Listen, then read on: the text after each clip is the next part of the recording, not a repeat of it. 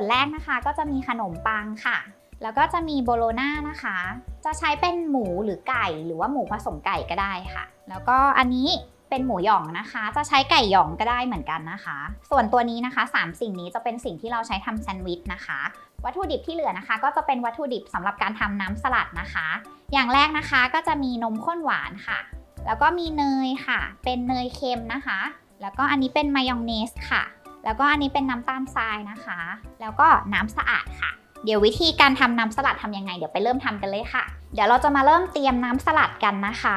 อย่างแรกนะคะเจนก็จะเตรียมกระทะไว้นะคะแล้วก็ใส่เนยลงไปค่ะแล้วก็มายองเนสนะคะแล้วก็จะมีน้ำตาลทรายค่ะ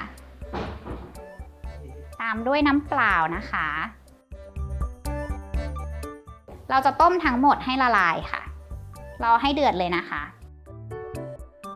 พยายามคนให้เนียนๆค่ะตีไปเรื่อยๆให้มายองเนสแตกตัวนะคะตอนนี้ก็เริ่มเดือดแล้วนะคะพอส่วนผสมเดือดแบบนี้นะคะให้เราปิดเตาก่อนนะคะหลังจากนั้นเราจะใส่นมข้นหวานตามลงไปค่ะแล้วก็คนให้เข้ากันอีกทีนึงนะคะ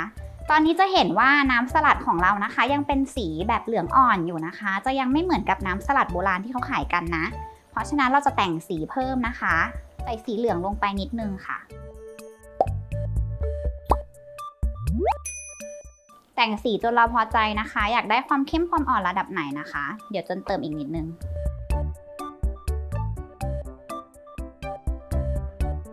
สีประมาณนี้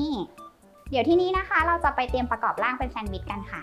มาถึงขั้นตอนของการประกอบร่างแซนด์วิชกันนะคะเดี๋ยวมาดูกันเลยวางขนมปังแผ่นที่1นะคะตักน้ำสลัดทาลงไปให้ชุ่มๆค่ะ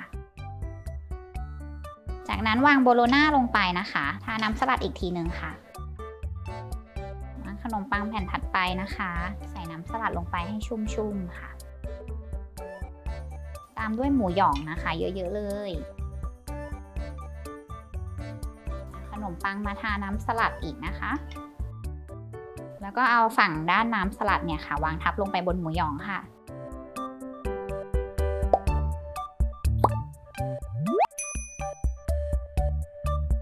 เดี๋ยวมาผ่าดูข้างในกันนะคะ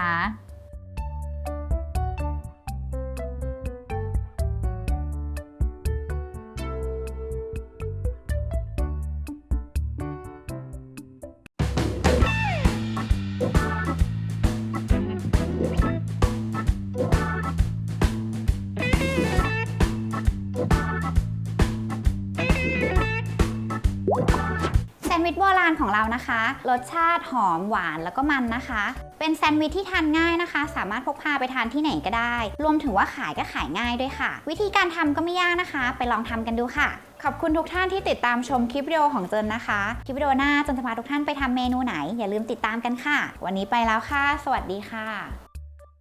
อย่าลืมกดไลค์กด Subscribe แล้วก็กดแชร์ให้กับช่องของเราด้วยนะคะเพื่อที่ท่านจะได้ไม่พลาดเมนูใหม่ๆของเรานะคะสำหรับท่านไหนที่อยากให้เราทำเมนูอะไรนะคะคอมเมนต์ไว้ข้างล่างเลยค่ะ